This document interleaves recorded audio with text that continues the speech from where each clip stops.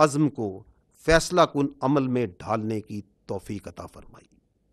ہمارے دل اور دعائیں ان شہداء کے خاندانوں کے ساتھ ہیں جنہوں نے اپنی جانیں مادر وطن پر قربان کر دیں۔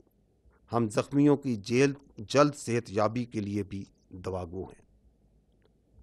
ہم پاکستان کی مسلح افواج کے ہر آفیسر، سپاہی، ایئر مین اور سیلر کے بے حد مشکور ہیں جنہوں نے اپنی جرت، پیشہ ورانہ مہارت اور قربانی سے میدان جنگ میں کامیابی کو ممکن بنایا۔ ہم پاکستان کی مسلح افواج، پوری قوم، خصوصاً نوجوانوں کے جذبے، حوصلے اور بھرپور حمایت پر دل کی گہرائیوں سے شکر گزار ہیں، جنہوں نے مشکل ترین وقت میں ہمارے حوصلے کو کئی گنا بڑھایا۔ ہم پاکستان کے ان نوجوانوں کے بھی مقروض ہیں جو سائبر اور انفارمیشن کے محاذ پر صف اول کے سپاہی بنے۔ ہم پاکستان کے متحرک اور بہادر میڈیا کے بھی شکر گزار ہیں جنہوں نے بھارت کے پروپیگنڈا اور جنگی جنون کے خلاف بنیان و مرصوص یعنی ایک آہنی دیوار کی طرح کھڑے ہوئے۔ ہم بلا تفریق تمام سیاسی جماعتوں کی قیادت کے بھی ممنون ہیں جنہوں نے سیاسی اختلافات سے بالا تر ہو کر وطن کے دفاع میں متحد ہو کر افواج پاکستان کے شانہ بشانہ کھڑے ہونے کا بہترین مظاہرہ کیا۔ مسلح افواج، بالخصوص پاکستان کے وزیر اعظم اور ان کی کابینہ کی قائدانہ صلاحیتوں اور جرأت مندانہ فیصلوں کی بھی قدردان ہیں، جنہوں نے ملک کو اس نازک موڑ پر درست سمت میں رہنمائی فراہم کی۔ خواتین و حضرات، اب میں آپ کو آپریشن بنیان و مرصوص کی تفصیلات سے آگاہ کروں گا۔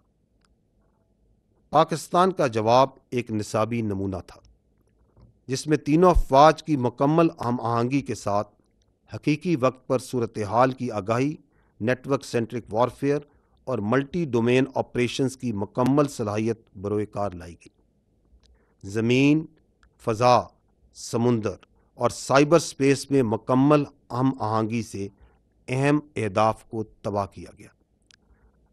پاکستان فوج کے F-1 اور F-2 دور مار کرنے والے میزائل، پاک فضائیہ کے جدید پریسائز منیشن، طویل فاصلے تک مار کرنے والے لوئٹرنگ ایمونیشن اور جدید پریسائز آرٹلری کے ذریعے بھارت کے 26 اہم فوجی اہداف کو نشانہ بنایا گیا۔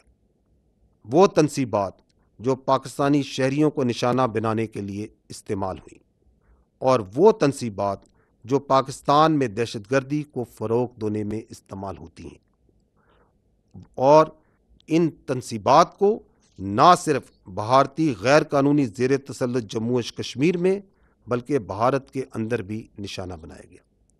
نشانہ بنانے والے فضائی اور ہوائی اڈوں میں ایئر فورس اور ایویشن بیسز سورت گڑھ، سرسا، بھج، نالیا، آدم پور، بھٹنڈا، برنالہ، ہلواڑہ، اونتی پورہ، سری نگر، جموں، ادھم پور، مامون، امبالہ اور پٹھان کوٹ شامل تھے۔ بیاس اور نگروٹا میں موجود براموس میزائل کے ذخائر جو پاکستانی شہریوں پر حملوں میں استعمال ہوئے، ان کو تباہ کیا گیا۔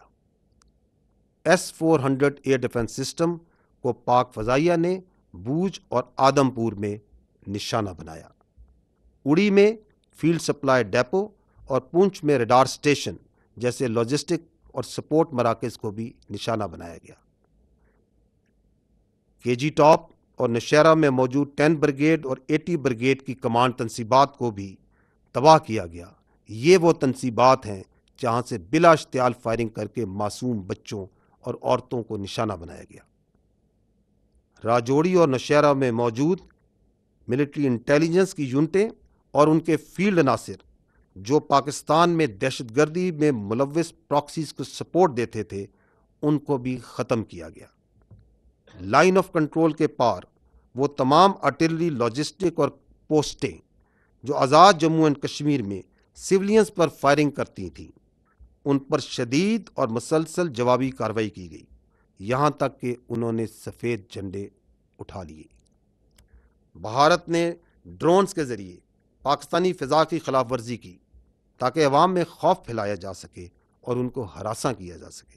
اس کے رد عمل میں آپریشن بنیان و مرصوص کے دوران پاکستان کی مسلح ڈرونز بھارت کے بڑے شہروں انکلوڈنگ دارالحکومت نیو دہلی اور illegally occupied Jammu and Kashmir سے لے کر گجرات تک مسلسل پرواز کرتے رہے، تاکہ پاکستان کی صلاحیت کا نہ صرف اظہار کیا جا سکے اور بلکہ یہ بتایا جا سکے کہ اس ڈرونز کے ڈومین کا موجودہ وارفیئر میں کوئی فائدہ نہیں۔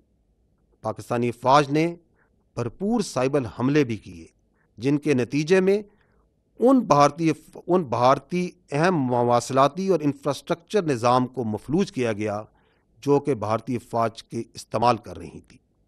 یہ یاد رہے کہ پاکستانی افواج کے پاس ایسی کئی جدید جنگی صلاحیتیں موجود ہیں جن کا کچھ کا استعمال اس تنازع میں محدود سطح پر کیا گیا اور کئی صلاحیتیں آئندہ کے لیے محفوظ رکھی گئی ہیں۔ ان سب اقدامات کے باوجود میں واضح کرنا چاہتا ہوں کہ بھارت کی مسلسل اشتعال انگیزی کے مقابلے میں پاکستان کا رد عمل نہایت درست، متوازن اور محدود نوعیت کا رہا۔ ہر ہدف جو ہمارے معصوم شہریوں کے قتل یا پاکستان میں دہشت گردی میں براہ راست ملوث تھا، ان کو احتیاط سے نہ صرف منتخب کیا گیا بلکہ انشور کیا گیا کہ عام شہری متاثر نہ ہوں۔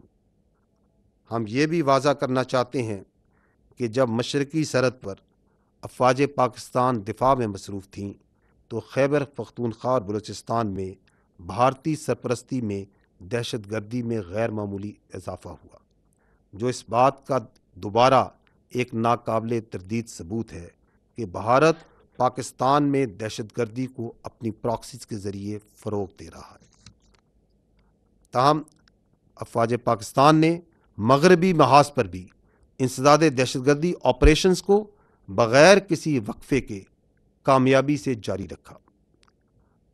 خواتین و حضرات، آپریشن بنیان و مرصوص ایک ایسی شاندار مثال ہے جہاں قوم کی تمام طاقتیں متحد ہوئیں اور متحد ہو کر مادر وطن کے تحفظ کے لیے کھڑی ہو گئیں۔ کسی کو بھی کوئی شک نہیں ہونا چاہیے کہ جب کبھی ہماری خود مختاری یا سرحدوں کی خلاف ورزی کی گئی، ہمارا رد عمل جامع، جوابی اور فیصلہ کن ہوگا۔